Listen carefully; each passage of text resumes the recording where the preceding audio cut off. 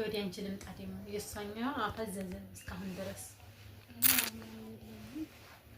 አሁን አንቺ ደግሞ አሰላሙ አለይኩም ወራህመቱላሂ ወበረካቱ ሀዋይዎችዬ መተላችኋል። አሁን ማለት ነው በአዲስ ነገር ከእንትና ጋር ካየለሽ ጋርና ስምሽ ከውባለም ጋር ውብዬ ነው የሚልሽ ሳቆላመጥሽ ውብዬ አይሻል ውብዬ ከውብዬ ጋር ነው ቆይታችን ማለት ነው። እንግዲህ ቆይታችን አየለች እስኪ ጥያቄ ላንሳለሽ። ስደት ምን ያክል ይጠቅማል፣ ስደት ሆነው ምን ያክሎች ተጠቅመዋል የሚል ሀሳብ ነው የምናነሳው በግልጽ በሆነ መንገድ ማለት ነው። አጠር አድርገን እንለቅላቸዋለን።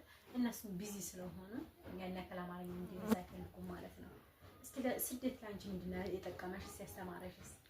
ስደት በጣም ጠቅሞኛል። ስደት እኔ ጥቅሙ ነው የታየኝ፣ ጉዳቱ አይደለም። ጉዳትም አለው ጥቅምም አለው። ጉዳቱ ምናልባት በእድሜያችን በሄደ ቁጥር ልጅ አለማግኘት መጥቶ፣ ጥቅሙ ደግሞ ቢያንስ ወደ ገጠር ነው የምንጠራው። አብዛኛዎቻችን የገጠር ልጆች መውጣታችን እንደኛ ጥሩ ነው። ምክንያቱም ብዙ ነገር ለውጥ አለው። እዚያ ያገባንበት ሆነ ኑሮ አይደለም ማለት እኔ ብዙ ጊዜ ማለት እላለሁ ታች ስልክ ቀርቶ ቴክኖ እንኳን አናገኝም ነበር ማለት። ስደት በጣም ጥቅም አለው በጣም ማለት ነው። እንደገና ደግሞ እኛንም አንቅቶናል። ቢያንስ ስንዳር 7 8 ከሆነ እንደራለን። ባንወጣ ስንሮ ፊት አግብተሽ ነበር? አዎ 6 ሰዓት በፊት። አዎ በ14 ነው ያገባሁት። እና እንደዛ ሆኜ ተቀርቅሬ ቀርቼ ኖሮ የኔ ጓደኞች አሁን ያልሄዱት ስደት ልነግርሽ አልችልም። በጣም ብስቅልቅል ብለው ምናምን እኔም ከነሱ እንትን ባልልም ትንሽ ግን ይሻላል ብዬ ነው የማምነው። በጣም ትልቅ ሰው ሆነው ማለት ነው። እንደውም እናትሽ ሁሉ ነው የሚመስሉት። ስለዚህ ከነሱ ስደት ጥሩ ነው። አንዳንድ ጉዳቱ ደግሞ ያው እነሱ 3 4 ወልደዋል። እኛ ደግሞ ግማሻችን አልወለድንም፣ ግማሻችን ደግሞ ያው ወልደናል ማለት ነው። በጣም ደስ ይላል ማለት ነው። ስደት 2 አይነት ጎደሎች አሉት እያለች ነው አየለች። ጎደሏቸው ልጅ ለመውለድ ብዙ ጊዜ ከቆየን ነው።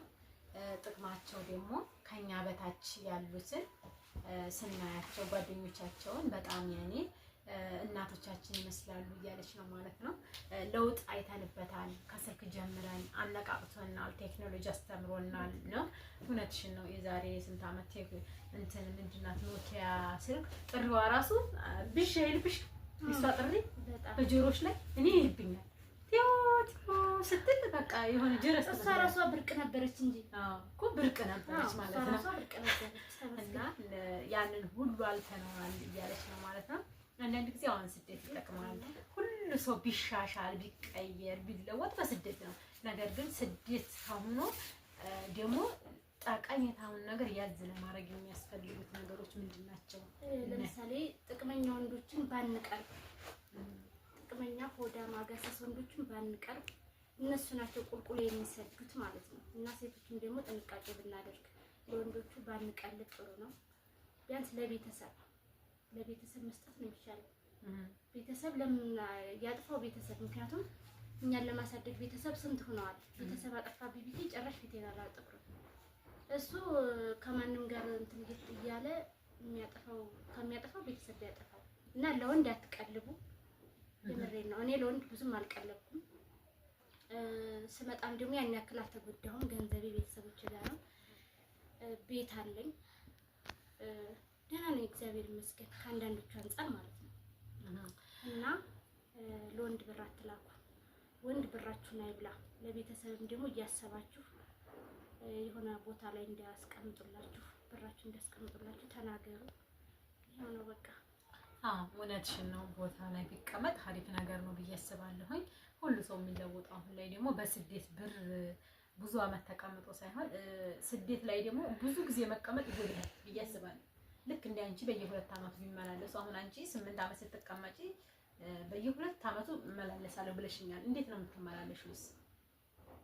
ማለት ያኔ 2 አመት ኮንትራቴ ሲያልቅ እመጣለሁ ማለት ነው። እሺ ከዛ 2 ወር ተቀበል መመለሱን እዛ አሰርቶ ጥሩ ነው ብዬ አስባለሁ። እኛም መመላለሱን ለምን አትደግፊውም? አሁን እኮ መመላለሱ እኮ ላንቺ እኮ ብዙ ቻንስ አሳይቶሻል ነው። ግን ደግሞ አንዳንዴም ደግሞ ያው ምንም የሌለው ሰው ለምሳሌ እኔ በፊት የመጣሁበት ኬዝ አለ። እሱ ከሌለሽ ሰርተሽ ብትመጪ በአንድ ፊቱ አሁን ላይ ጥሩ ነው። መመለሱም ደግሞ አሰርቶ ጥሩ ነው። እዚህ የሆነ ነገር ቢጎል የሆነ ነገር ቢሆን ተመልሼ እሄዳለሁ የሚል ተስፋ ስላለ አሪፍ ነው ብዬ አስባለሁ። መመለሱ ማለት ነው እንግዲህ የሚያሰራ ካለ አሁን አየለች ያለችኝ ነገሮች ተግባራዊ ናቸው ብዬ አስባለሁ። ለእናንተ ይጠቅማሉ ብዬ ያሰብኳቸው ናቸው። ምክንያቱም በቃ ለእናንተ አሁን ለምሳሌ እሷ ቤዛ አላት፣ በቤዛዋ ምክንያት ትሄዳለች ማለት ነው። ነገር ግን የምትሄድበትም ደግሞ ለአማናው ብለሽ ነው ብዬ ነው ብለሽኛል። እንዴት ነው አማናው ማለት?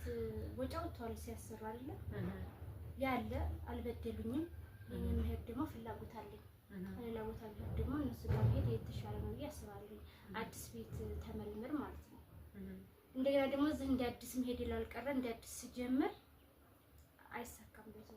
ብዙ ወጪ አለ። በጣም ያሁን ወጪ አለው እንዴ! እስከ ስንት ሺህ ብር ነው ይሄ ሲኦሲ ምናምን ገለመለ ያለው። አሁን ሲኦሲ ያስብሻል። ስንት አመት እዛ ሰርተን እዚህ ስለቀሳላ ሲያስተምርሽ አስቢ። ይሄ ጉዳት ነው። እንዴት ቀሳላ ምናምን አስጣጥራ ያስተምራሉ? እዚህ ገና ሲኦሲ እኮ እንደገና እኮ ነው። ገዛሽም አልገዛሽም ተማርሽም ልትማሪ እኮ ነው ሲኦሲ ነው የምትገዢው። አልማርም ካልሽ ትገዣለሽ። እማራለሁ ካልሽ ደግሞ ልክ እንደዚህ ያስተምርሻል። ስለቀሳላ ለቤት አጸደድ ያስተምርሻል። ይሄ ምንድነው? የነሱን ገቢ ለማሳመር ነው ዝሮ እንጂ ለእናንተ ጥቅም ነው። ቦታ ምንድነው? እኔ የተማርኩት ስንት ነገር ተምሬ እሱ ስለቀሳላ ሲያስተምረኝ አስቢ። ስንት ሺህ ብር ይከፈላል ሲኦሲ?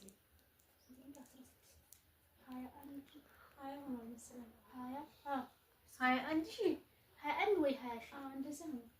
ሲኦሲ እንደዛ እኮ ነው። በፊት 15 16 ነበር። እኔ 2000 ብር እንደነበረ ነው የማውቀው። 12000 ነበር። 2000 ብር እንደነበረ ያው 12000 ነው።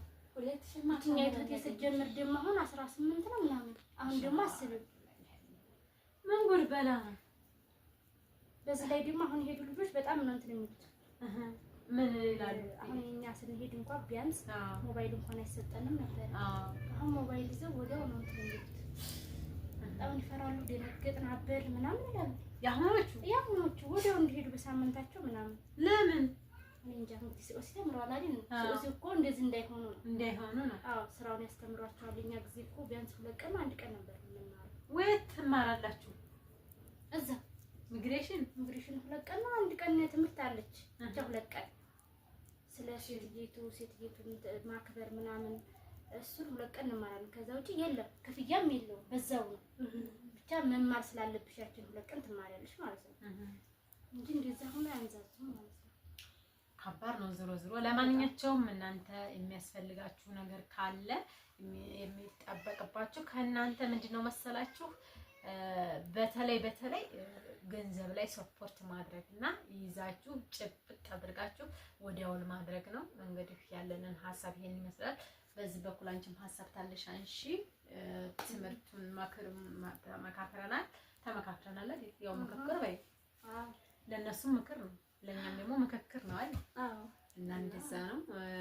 እህቶቻችን እንዳሉት በቃ የወጣንበትን ዓላማ ማወቅ አለብን። ምክንያቱም እዛ ጋር ጊዜያችንን እያባከንን ስለሆነ እዛ በሰው ሀገር ብዙ ነገር ነው እንግዲህ የሚፈራረቅብንና ትኩረት አድርገን በቃ ዓላማችንን ወደፊት ያለውን ነገር የሚጠብቀን ማሰብ አለብን። ገንዘባችንን መውደድ አለብን።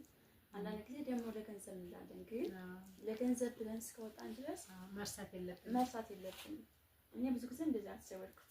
አይ ደግሞ ለገንዘብ ዋናው ሰው ይቀድማል፣ ዋናው ፍቅር ነው ምናምን እያልኩ ተሰወርኩት። ግን አሁን ላይ ግን ገንዘብ ነው ዋጋ ያለው። አሁን ላይ ፍቅር የለም ማለት ይቻላል። ይሄንን ይመስላል። ሀሳባችንን ጨርሰናል። አንቺም ወደፊት እንግዲህ የምትሄጂም ከሆንሽ ቻናሉን እንድትከፍቺም ተብለሻል። በባለፈው ኮሜንት ቻናልሽን ብትከፍቺ እኔም ደስ ይለኛል። አብረንም እስከርሽ ድረስ እንሰራለን ማለት ነው። እና አብራሽ ትስራ የምትሉ ካላችሁ ደግሞ አሁንም ኮሜንት አስቀምጡልኝ ማለት ነው። ሀሳባችንን ጨርሰናል። ሰላም አለይኩም ወራህመቱላሂ ወበረካቱ።